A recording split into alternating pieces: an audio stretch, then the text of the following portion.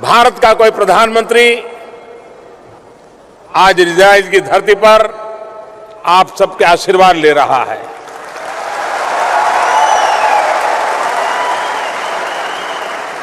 इस अवसर पर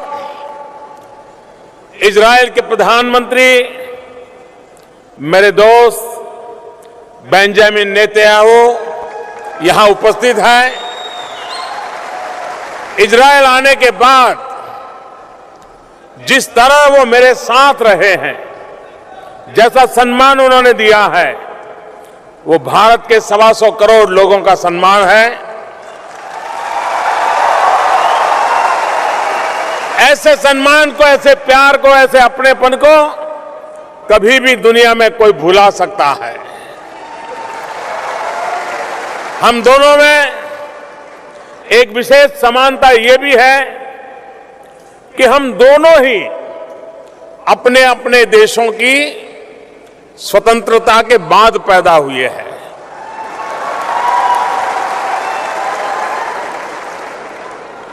यानी बेंजामिन स्वतंत्र इजराइल में जन्मे और मैं स्वतंत्र भारत में जन्मा।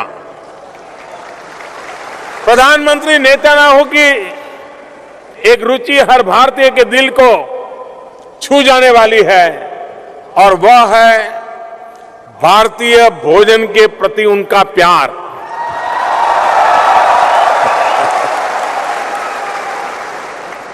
कल रात्रि भोज पर उन्होंने भारतीय भोजन के साथ जो मेरी आवाभगत की, मैं उसे सदैव याद रखूंगा। हम दो देशों के बीच फुल डिप्लोमेटिक रिलेशंस को भले 25 साल हुए हो, लेकिन सच्चाई यही है कि भारत और इजराइल कई 100 साल से एक साथ के दूसरे के साथ बहुत गहराई से जुड़े हुए हैं।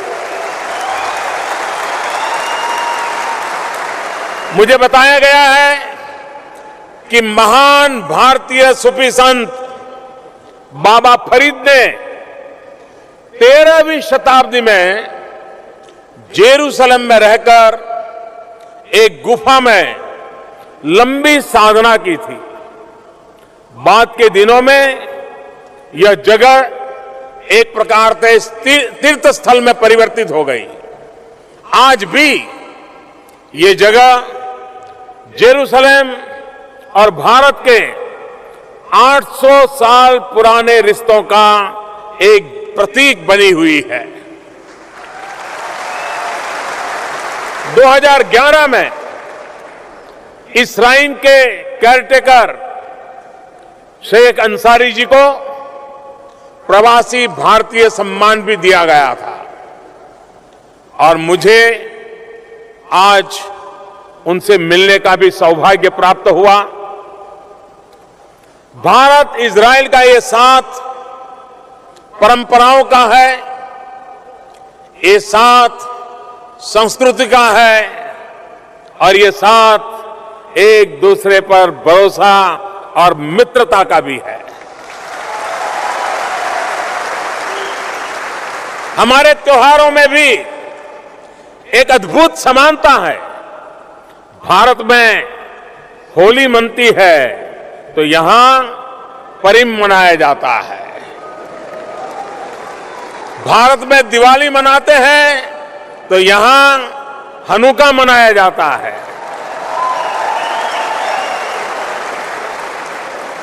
मुझे ये जानकर बहुत खुशी है कि ज्यूइश पुनरुत्थान के प्रतीक मैकाबिया गेम्स का कल उद्घाटन हो रहा है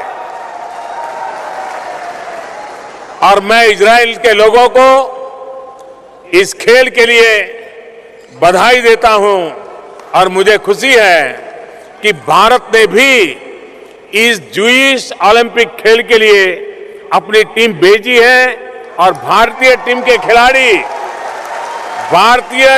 खिलाड़ी भी इस अवसर पर यहां मौजूद है। मेरी उन सबको बहुत बहुत शुभकामनाएं हैं। इजराइल की ये वीर भूमि कई वीर सपूतों तथा उनके बलिदान से सिंचित हुई है। यहां इस कार्यक्रम में मौजूद कई ऐसे परिवार होंगे जिनके पास इस संघर्ष की, बलिदान की अपनी अपनी गाथाएं होगी। मैं इजराइल की शौर्यता को प्रणाम करता हूं। उनका ये शौर्य इजराइल के विकास का आधार रहा है। किसी भी देश का विकास, उसका आकार साइज नहीं, उसके नागरिकों का स्पिरिट, खुद पर भरोसा तय करता है।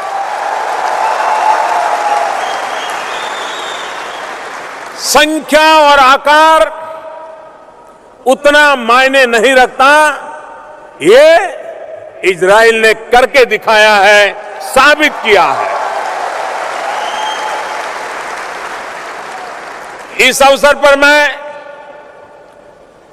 सेकंड लेफ्टिनेंट एलिस एस्टन को भी श्रद्धांजलि देता हूं, जिन्हें इजराइल सरकार ने राष्ट्र निर्माण में उनके योगदान के लिए सर्टिफिकेट फॉर गैलेंट्री से सम्मानित किया था। एलिस एस्टन को द इंडियन के नाम से भी जाना जाता है। ब्रिटिश काल के दौरान उन्होंने मराठा लाइट इन्फेंट्री में काम किया था।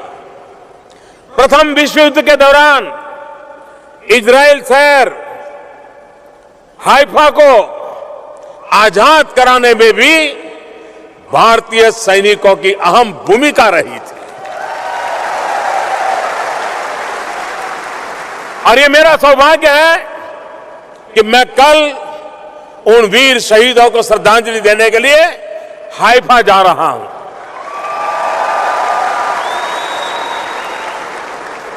कल रात को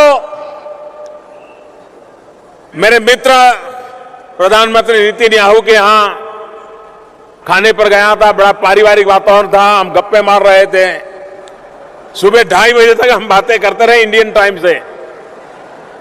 और निकलते समय उन्होंने मुझे एक तस्वीर भेंट की, और जिस तस्वीर में प्रथम विश्व युद्ध के दौरान भारतीय सैनिकों द्वारा जेरूसलेम को लिबरेट कराने का एक बहुत ही हृदयस्पर्शी दृश्य, एक तस्वीर उन्होंने मुझे दी।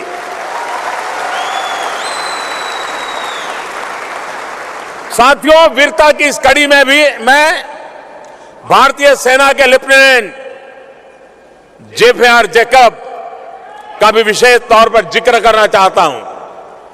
उनके पुरखे बगदाद से भारत आए थे 1971 में, जब बांग्लादेश उस समय के पाकिस्तान से अपनी स्वतंत्रता के लिए संघर्ष कर रहा था, तो लेफ्टिनेंट जनरल जैकब ने ही भारत की रणनीति तय करने और पाकिस्तान के 90,000 सैनिकों को समर्पण कराने का अहम भूमिका निभाई।